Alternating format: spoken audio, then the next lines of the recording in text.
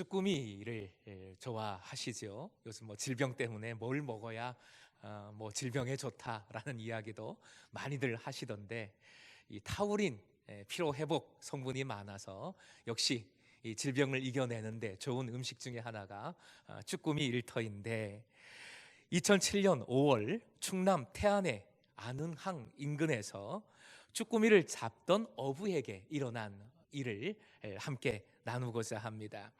그물에 이 소라 껍데기를 달아 놓으면 쭈꾸미가 그 안에 들어가 알을 낳은 다음에 입구를 자갈로 막아 놓는다고 합니다. 이제 그런 방법을 사용해서 쭈꾸미를 잡는 것인데, 그물을 건져 보니 한 쭈꾸미가 색다른 걸로 이제 입구를 막고 있는 것이지요. 바로 저 사진의 모습입니다. 저 사진은 바로 그때 찍은 것이 아니라 하도 신기하니까 그 이후에 재현을 해서 찍은 사진입니다. 쭈꾸미가 뭔가를 이렇게 빨판으로 붙들고 있는 것을 볼 수 있는데, 저게 뭐죠? 청자 접시입니다. 청자 접시. 쭈꾸미가 청자 접시 하나를 건져 올린 거지요. 저 접시 얼마 할까요? 얼마 할까요? 값을 매길 수가 없다. 예, 그 외에 감정할 때 나오는 음악이 있는데, 그걸 좀 깔아 감정을 한번 해보면 사실 저 접시는 얼마 안 해요. 12만 원 정도, 당시에 12만 원. 자, 12만 원짜리 청자 접시가 나왔어요. 에이, 뭐 별거 아니네 하고 던져버릴 수도 있겠지만, 여러분 같으면 어떻게 하시겠어요? 그냥 던져버리고 마시겠어요? 아니면 아까 어떤 분은 당장 물속으로 들어가야지요 그러시더라고요. 그렇죠. 물속으로 들어가 봐야지요. 찾아봐야지요. 실제로 저 접시 때문에 해안을, 그 해저를 수색을 했습니다. 그랬을 때 청자를 가득 실은 보물선이지요, 태안선이 발견이 되었습니다. 유명한 사건입니다. 그래서 쭈꾸미가 건져 올린 보물이라는 제목으로 크게 알려진 사건이지요. 본문으로 돌아옵니다. 본문은 나아만의 나병을 치료해 주신 기적을 다루고 있는 말씀입니다. 그런데 이 기적은 말씀드린 청자 접시를 끌어올린 쭈꾸미의 역할을 하는 것으로 보입니다. 즉, 쭈꾸미를 통해 다른 엄청난 보물을 발견한 것처럼 이 치유의 기적을 통하여서 오히려 발견하게 하시는 새로운, 놀라운, 엄청난 보물이 있다는 것이지요. 우리는 기적에만 주목할 것이 아니라 이 기적을 통해 우리에게 허락하시는 이 보물을 놓치지 않고 붙들어야 합니다. 그것은 바로 우리 지난주에도 함께 말씀을 나누었죠. 따라해 주시기 바랍니다. 하나님의 은혜. 한 번 더요. 하나님의 은혜. 이 시간에는 은혜라는 보물을 확실하게 깨닫고 누리기 위한 방법을 오늘 본문을 통해 묵상을 해 보고자 합니다. 세 가지로 정리를 해서 우리의 영적인 실천으로 삼고자 합니다. 첫 번째는 오직 은혜만 나타내야 한다는 것입니다. 스크린 보시고 읽겠습니다. 시작. 오직 은혜만 나타내라. 당시 이방 예언자들이나 치료사들, 마법사들은 뭔가 화려한 것을 통하여서 치유 행위를 했습니다. 여러 가지 방법을 동원했어요. 전통 종교의 이 굿을 생각하시면 쉽게 이해할 수 있으리라 생각됩니다. 무녀가 땀을 뻘뻘 흘리며 춤을 추지요. 뭐 여러 가지 행동을 하지요. 심지어 칼 위에까지 올라가지 않습니까? 바로 그런 기술이라고 할 수 있겠지요. 화려한 기술을 통해 사람들의 마음을 현혹시키고 사람들의 마음을 빼앗는 것입니다. 당시 이 고대 시대에 마법사, 치료사, 이방신을 섬기는 선지자들이 다 그러했어요. 나아만은 그런 상황 속에서 엘리사 선지도 자기 병을 치유하기 위해 그런 화려한 기술을 행할 것이라고 생각했습니다. 그러나 그렇지 않았지요. 아예 나타나지도 않았습니다. 엘리사가 나타나지 않은 이유 한 가지입니다. 뭡니까? 뭡니까? 자기를 앞세우지 않고 하나님만 드러내기 위해, 하나님의 은혜만 나타내기 위해 그렇게 한 것입니다. 말에 있어서도 마찬가지입니다. 나아만이 치료된 이후에 여러 가지 엉뚱한 이야기를 했어요. 말씀드렸죠? 새신자 교육 강하게 들어가야 될 터인데 엘리사는 모든 말을 아낍니다. 무책임해 보이듯이 딱 한마디만 해요. 따라해 주십시오. 평안히 가라. 마찬가지입니다. 이것도 한 가지 이유 때문이에요. 여러 가지 말로 나를 앞세우는 것이 아니라, 다른 말을 앞세우는 것이 아니라 본질만 기억하라는 것이지요. 은혜를 주신 하나님, 그 은혜만에 거하는 삶을 살아가라 라고 명하고 축복한 것입니다. 또 보답하고자 하는 나아만의 그 보답품을 받지 않았어요. 그 이유도 딱 한 가지입니다. 은혜는 공짜니까요. 하나님께서 거저 주시는 것이 은혜입니다. 당시 보답 사상은 우리가 흔히 표현하는 공로주의라고 할 수 있습니다. 나아만이 엄청난 예물을 가지고 왔잖아요. 그 예물을 받으면 어떻게 되는 겁니까? 나중에 나아만이 내가 얼마나 많이 줬는데, 자기에 집중하게 되는 것이에요. 자기 공로에 먼저 집중을 하게 됩니다.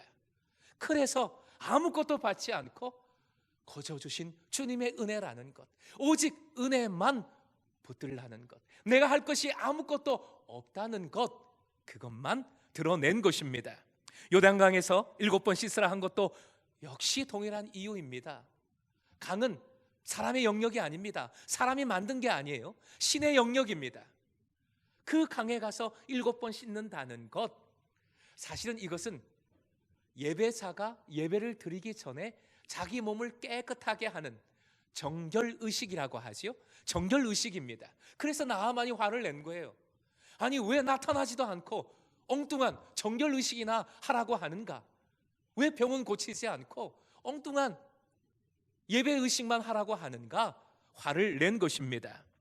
요단강을 통한 치유는 사람이 하는 것이 아니라 오직 여호와 하나님만 살아계시고 그 하나님께서만이 치유하심을 나타낸 것입니다. 정결의식, 예배잖아요. 그 살아계신 하나님만 예배하는 삶을 앞으로 살아갈 때 이렇게 새롭게 하시는 은혜를 누리게 됨을 알려준 것입니다. 결국 엘리사가 철저하게 한 모든 행동은 자기는 숨기고 뭐만 드러낸 것입니까? 은혜만 나타낸 것입니다. 은혜만 드러낸 것입니다. 이렇게 은혜를 드러낼 때 하나님께서 어떻게 살아계시고 역사하시는지 나도 누리고 함께 누리게 되는 줄로 믿습니다. 두 번째는 주신 은혜에 만족하며 감사하라는 것입니다. 스크린보식 읽어보겠습니다. 시작.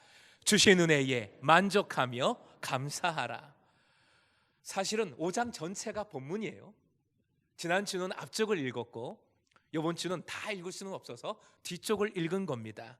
뒤쪽을 읽은 오늘 본문 말씀에 게하시가 나오지요. 게하시를 주목하게 됩니다. 게하시는 엘리사 선지자의 시종이면서 동력자지요. 함께 하나님을 섬겼습니다. 엘리사 선지자의 가장 가까이에서 동력하며 하나님의 능력을, 은혜를 누구보다도 많이 직접 목격하고 체험한 사람입니다. 그런데 오늘 말씀에 참 엉뚱한 짓을 하지요. 16절 엘리사 선지자의 말과 20절 게하시의 말을 비교해 보겠습니다. 스크린 보시고 먼저 16절 엘리사 선지자의 말이에요. 함께 읽겠습니다. 시작. 내가 섬기는 여호와께서 살아계심을 두고 맹세하노니 내가 그 앞에서 받지 아니하리라. 살아계신 하나님을 두고 맹세할 때에 나는 그것을 받지 않겠다, 그렇게 결단했습니다. 선포했습니다. 20절 게하시의 말이에요. 시작. 여호와께서 살아계심을 두고 맹세하노니 내가 그를 쫓아가서 무엇이든지 그에게서 받으리라. 똑같은 말을 하고 있는데 결론은 완전히 반대지요. 받지 아니하리라. 엘리사 선지자는 그렇게 말했고, 나는 꼭 받으리라. 게하시는 똑같은 하나님을 인용하면서 똑같은 말을 하면서 꼭 받으리라 하고 있어요. 자, 저 노란 글씨가 똑같은데, 또는 그 결과는 완전히 다른데 16절 맨 앞에 사실은 중요한 말이 있습니다. 따라해 주시기 바랍니다. 내가 섬기는, 한 번 더요, 내가 섬기는 여호와. 그렇습니다. 바로 이 차이예요. 엘리사 선지자는 능력의 선지자였지만 하나님을 섬기는 자임을 명확하게 정체성으로 가지고 있습니다. 여기서 섬긴다는 것은 주인을 모시는 종의 위치를 의미합니다. 종으로서 주인을 모신다, 섬긴다 하는 겁니다. 하나님 앞에 본인은 종이에요. 종의 정체성을 가지고 있습니다. 종은 가진 게 없잖아요. 모든 게 다 주인에게서 허락되는 은혜일 뿐입니다. 종은 주인보다 앞서지 않아요. 자신을 숨길 뿐입니다. 주인만 드러나는 것이지요. 바로 저 정체성, 저 믿음을 가지고 있기에 똑같은 말을 하지만 하나님의 은혜만 드러내고자 그 큰 예물을 받지 않은 것입니다. 그런데 게하시는 자기가 주인입니다. 게하시는 자기가 주인이니까 은혜를 전혀 몰라요. 은혜를 거부합니다. 은혜가 필요한 게 아니에요. 내가 필요한 것을 내가 가져야 하는 것입니다. 그러기에 오늘 본문에서 읽은 것처럼 온갖 거짓말, 이렇게 번들어 신앙의 말을 하는 것 같지만 하나님을 이용해서 자기 욕심만 채우고 있는 것이지요.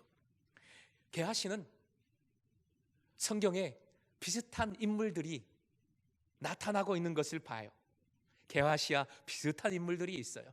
예수님의 비유 말씀 중에 탕자의 비유, 아버지 사랑의 비유 말씀이 있죠. 그 탕자의 형이 바로 게하시와 똑같은 사람입니다. 많은 은혜를 받았어요. 장자로 태어나서 너무 큰 은혜를 받았는데 그 은혜를 몰라요. 그래서 돌아온 탕자 동생도 미워하고 그 동생을 용서한 아버지도 거부합니다. 은혜를 거부해요. 또 큐티 말씀에 나타난 바리새인이 게하시와 동일합니다. 가장 하나님을 잘 믿는다고 하면서 말할 때마다 하나님을 들먹거리면서 누구보다 말씀을 잘 지킨다고 하면서 은혜를 모릅니다. 정작 예수님을 거부하지요. 예수님의 은혜를 모르고 은혜를 베풀지도 모릅니다. 그리고 오늘 큐티 말씀에 가룟 유다도 똑같지요. 자기 욕심 때문에 옥합을 깨뜨린 여인을 질타합니다. 손가락질합니다. 똑같아요. 이 모든 이들의 공통점은 영적으로 동일한 질병을 앓고 있다는 것인데 그 영적 질병은 바로 이것이지요. 은혜를 받은 사람임에도 은혜를 모른다는 것, 은혜를 거부하고 은혜로 살아가지 않는다는 것입니다. 스크린 보시고 함께 읽겠습니다. 시작. 은혜를 받았음에도 은혜를 깨닫지 못하고 은혜를 거부하고 은혜로 살지 못하는 자, 이 영적 질병을 앓고 있는 자들이에요. 이들의 삶은 어떠했습니까? 자기 욕심대로 살 때에 행복했습니까? 이들의 삶은 항상 욕심을 부리다가 그 욕심이 채워지면 그냥 그것으로 만족하게 됩니까? 또 다른 욕심이 생기고 또 다른 욕심이 생기고, 욕심은 결코 채워지지 않아요. 그러니 분노하게 되고 원망하게 되고 감사가 없고 만족함이 없고 불행한 삶을 살아갈 수밖에 없습니다. 은혜를 전혀 몰랐다가 은혜를 깨닫고 붙든 나아만은 자신의 나병을 고침받았지만 게하시는 많은 은혜를 받았음에도 불구하고 은혜를 거부했을 때 오히려 나병이 들고 맙니다. 받은 은혜를 잊지 마십시다. 여러분에게 주신 은혜가 반드시 있는 줄로 믿으시기 바랍니다. 그 은혜는 너무나도 큰 선물입니다. 너무나도 값비싼 선물입니다. 그 은혜로 만족하며 감사하며 살아갈 때 내 생각을 넘어서는 더 풍성하고 더 큰 은혜를 누리는 여러분 되시길 주님의 이름으로 축복합니다. 세 번째는 어린아이처럼 겸손하라는 것입니다. 스크린 보시고 같이 읽겠습니다. 시작. 어린아이처럼 겸손하라. 한 번 더요. 시작. 어린아이처럼 겸손하라. 이와 관련해서 큐티 말씀 중에 예수님께서 하신 말씀이 있어요. 요한복음 9장 41절이요. 같이 스크린 보시고 읽겠습니다. 시작.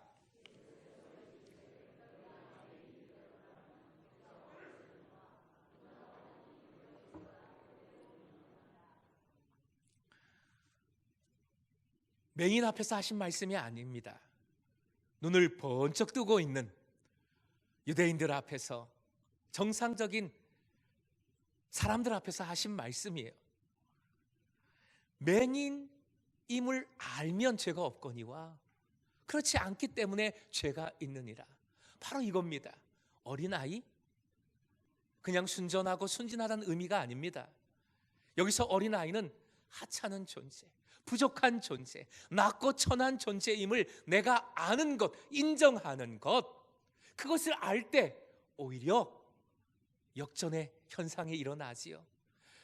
하나님 앞에서 오히려 높임받을 수 있습니다. 그런데 그것을 인정하지 못하고 내가 높아지려 할 때, 내가 다른 사람보다 중요하다는 것을 나타내고자 할 때, 그 고집을 부릴 때에 불행한 삶을 살게 되는 것임을 말씀해 주셨습니다.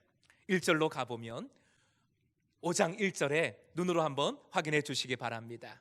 아람 왕의 군대 장관 나아만, 큰 지위를 가지고 있는 나아만입니다. 그의 주인 앞에서 크고 존귀한 자니, 나아만은 크고 존귀한 자입니다. 그리고 1절 끝부분에 아람을 구원하게 하셨습니다. 그는 큰 용사이나 나병 환자더라. 자, 나병 환자 일단 빼놓고 나아만은 그 나병 들린 것만 빼면 엄청난 지위와, 그리고 스타 장군이잖아요. 그렇죠? 전쟁을 승리로 이끈 모든 것을 다 가지고 있는 사람, 큰 용사, 크고 존귀한 사람입니다. 본인이 그렇게 살았어요. 그렇게 생각했어요. 자, 그런데 나병이 들렸습니다.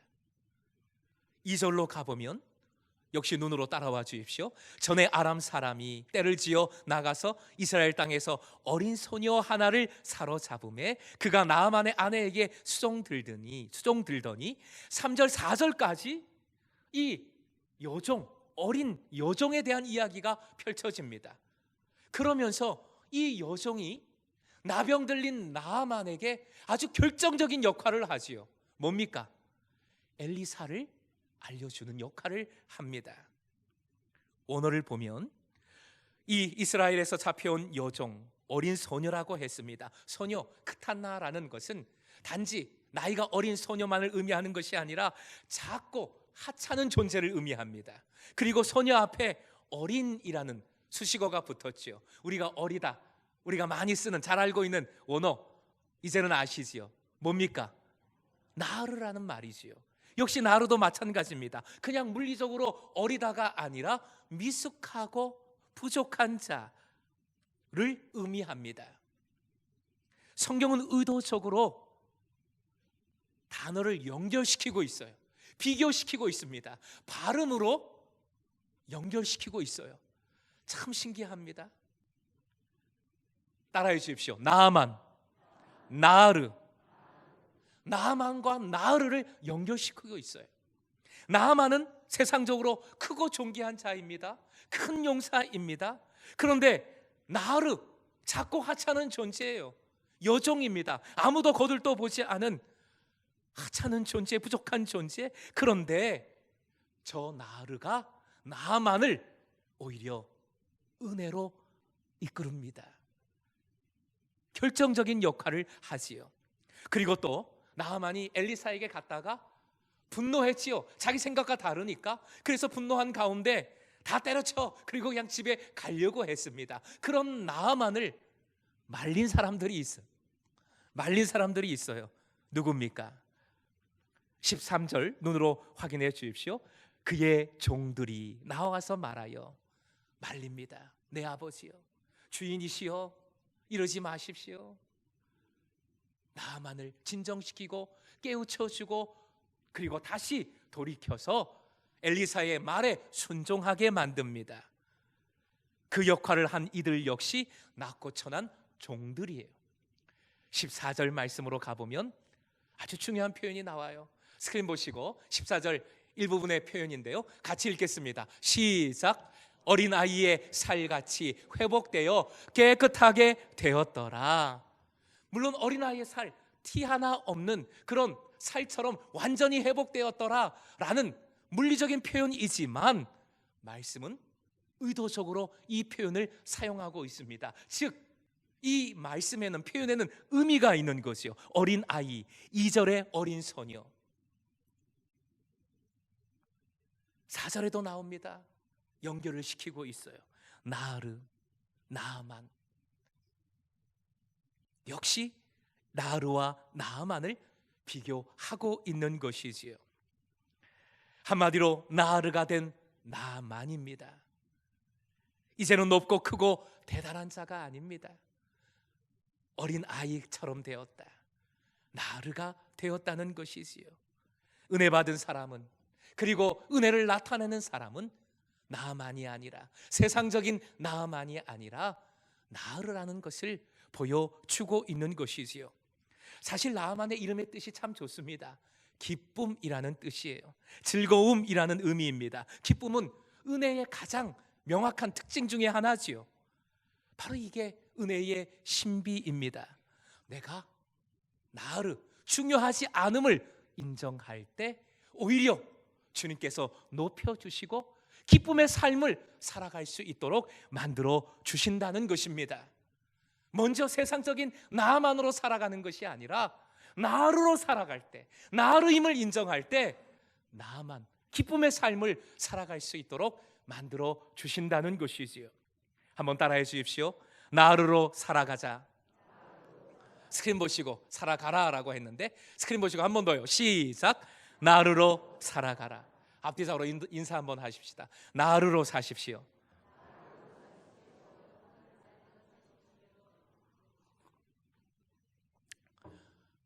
이렇게 인사하셨는데 다시 한번 말씀드립니다. 나르, 어린 아이, 물리적인 의미가 아닙니다. 그냥 해맑은 아이처럼 순진하게 사십시다, 이 뜻이 아니라 무슨 뜻이라고요?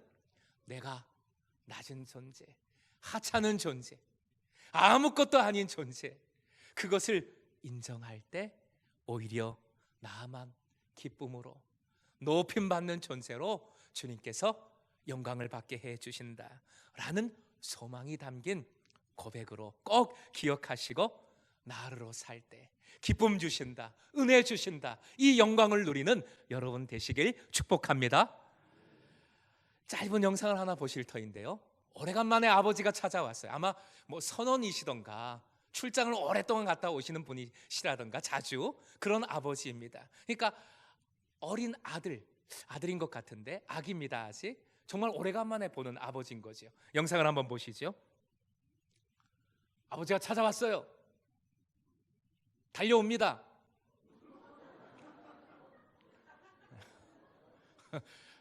다시 한번 보십시오. 찾아왔어요. 아버지가 일로 와. 달려와서 문을 닫습니다. 누구세요? 누구세요? 하는 거죠. 오래간만에 본 아빠를 어린 아기는 낯설어 하는 거지요. 알아보지 못하는 것입니다. 가장 중요한 본질이 은혜임에도 불구하고 그리스도인으로서 믿음 생활을 한다고 하지만 은혜를 낯설어 하는 경우가 참 많아요. 은혜를 모르는 경우가 참 많습니다. 은혜를 꼭 붙들지 않으면 처음에 오늘 본문에 나타난 나만처럼 세상의 높은 지위만을 추구하며 살게 되지요. 내 생각 속에서 분노하게 됩니다. 그리고 게하시처럼 내가 주인인 것처럼, 그래서 내 욕심을 채우고자 하나님을 이용하다가 결국 패망하게 되는 것이지요. 어제 그 격리에서 해제된 우한 교민들, 그 모습들을 보면서 어떤 분이 인터뷰를 하는데 이제 혼자 밥 먹지 않아서 너무 좋습니다. 가족들이랑 함께 밥 먹게 돼서 그것이 가장 기쁩니다. 혼자 있다는 것, 그것이 참 힘들고 어렵고 외로운 것이지요. 격리된 분들은 다른 사람들의 불신과 배척에 더 큰 아픔을 느꼈다라고 이야기를 합니다. 전염병의 진정한 포비아, 공포는 다른 이에 대한 불신과 배척입니다. 어쩔 수 없는 상황 속에서 다른 이들에 대한 배척과 불신, 나도 모르게 하게 되잖아요. 학자들은 이에 대한 사회적 비용이 엄청날 것이다, 앞으로 엄청날 것이다 경고를 하고 있습니다. 질병 때문에 이걸 치유하고 이걸 고치고 이런 비용이 아니라 다른 일을 불신하고 배척하는 데 들어가는 그런 가시적, 비가시적, 눈에 드러나는 또는 드러나지 않는 비용이 훨씬 더 엄청날 것이라 경고를 하고 있는 것이지요. 그리스도인들은 이런 어려움 속에서도 행여나 상처를 주지도 받지도 말아야 하겠는데 그 방법은 다른 것이 없습니다. 은혜를 붙드는 것이지요. 하늘의 보물인 은혜를 붙드는 것이지요. 마가복음 7장 33절 34절 말씀, 개인적으로는 이 말씀을 통해서 예수님을 만난 말씀이라 제가 종종 여러분에게 말씀을 드리는 그런 성경 구절이지요. 한 번 더 같이 읽겠습니다. 33절 34절 시작.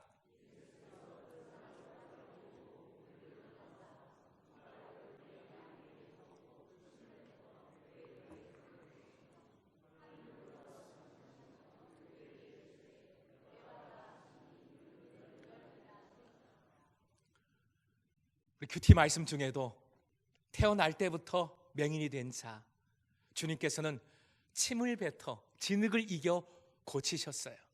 우리 수요 기도회 때도 제가 농담처럼 아니 지금 이 침 이런 거 굉장히 민감한 때에 왜 이렇게 주님은 이런 걸로 고치셨을까? 이것은 창조주 하나님 안에서 나오는 능력을 의미하는 거지요. 이 침이 우리의 침과는 다른 거지요. 그 창조의 능력을 뜻하는 의미가 침 속에 들어있는 것입니다. 자, 주님께서는 귀먹고 어눌한 자를 고치셨습니다.